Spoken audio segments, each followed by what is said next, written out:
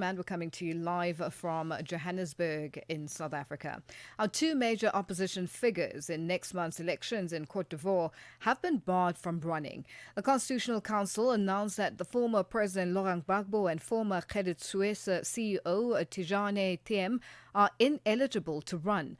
Meanwhile, President Alassane Ouattara is seeking a fourth term at the age of 83. Now, for more on this, we are joined on the line by Ohoupa SESSEGNON, an Ivorian political activist. Ohoupa, good afternoon, and thank you for joining us on Africa Update. Good afternoon, Lulu. How are you? Now, has this latest ruling come as a shock to the Ivorian people? Not at all. Not at all. It's not a shock, even though it's illegal, even though it's illegitimate, but it's not a shock because this is something that we've been looking at from the very first time that it's since 2011 when Alassane Ouattara came to power. We knew and still know that these type of things would happen because President Laurent Gbagbo was first of all illegally removed from power, and for Alassane Ouattara to continue staying in power, this is exactly what he is doing. This is what he would do, and this is what we know that would happen. So it's not a shock for the Ivorian. Now, were the two leaders hoping for a different outcome from the Constitutional Council? And do you think there could have been another way to do things? Oh, not at all. Here again, because we know very well that the Constitutional Council is another arm of President Alassane Ouattara's power. It is unfortunately an institution that is under the influence of Ouattara's regime. So this council coming to this conclusion of maintaining Tidjane, Thiam, and Laurent Gbagbo out of the race of the presidential election it was almost predictable because from the outset, President Laurent Gbagbo was not included in the final list of the candidates. So for us, for Ivorian to hope that it will be on this, would be allowed by the Constitutional Council, would have been, a dream which we knew would never happen.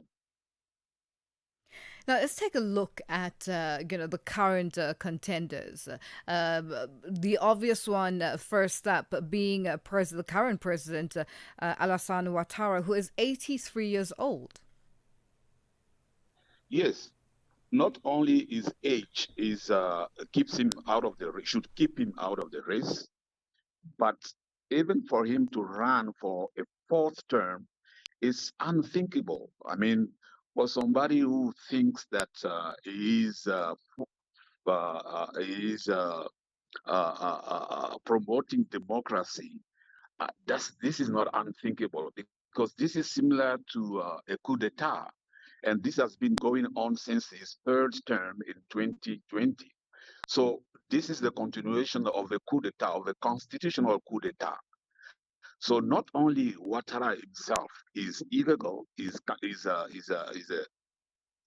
running of the presidential election is illegal, but the fact of even keeping his rivals, the Ivorians, such as Laurent Gbagbo, out of the race is also very, very illegal. Now, apart from Laurent Gbagbo, I beg your pardon, Alassane Ouattara, the former First Lady, Simone Yvette Gbagbo, and former ministers, Jean-Louis Bellon, Ahoua Don Melon, and Henriette Lagou, they are also the five contenders. What can you tell us about these contenders? And is there even a possibility of one of them pulling, a trick out of a hat? Not at all. As long as the voting roll remains as it is, with people who are not who do not meet the requirements to be voters on the list. On that list, you will find people who were dead a long time ago. On that list, you will see people who have more than 50 children. You will see people who are 100 years old, who are still alive. As long as the voting roll remains the way it is now, there is none of those people who have been retained as candidates who will ever win that election. Even if even if the voters roll was legally made, Ouattara will be the one announcing the results. It's not the voters' result that will be announced. It is the name of Ouattara that will be announced as a winner. Perhaps if these people who have been kept on the list, who have been maintained as candidates, could come together as the opposition, including President Laurent Gbagbo's party, including Simone Gbagbo, including Afi N'Guessan of the FPI, including all those who have been maintained, can come together as an opposition and choose one single candidate.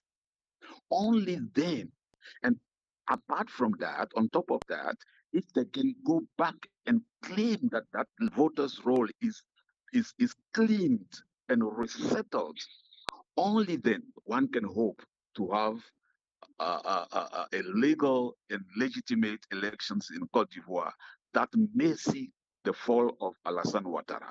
If not, there will just be accompanying Ouattara to its own victory. That's what I see. Now, we're talking about elections that are taking place next month, which is in October.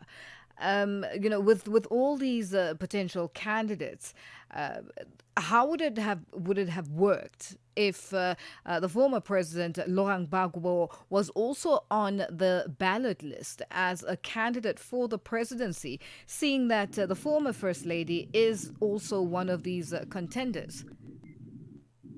Well, like I said, I mean, anyone who can pass the filter of the Constitutional Council is retained. If anyone is retained to compete, it's still up to the opposition to come together.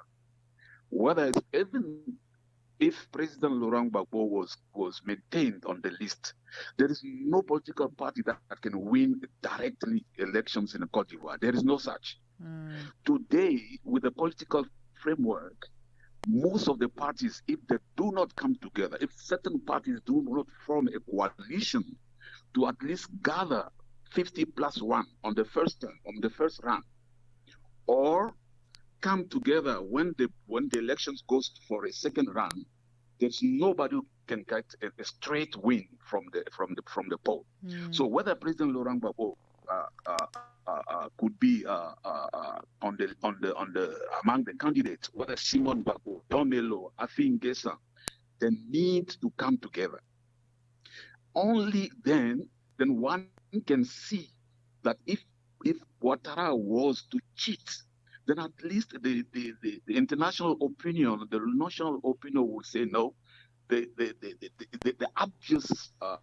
obvious victory of the opposition would have shown up, because Ouattara will never win elections when all these parties come together as one against him.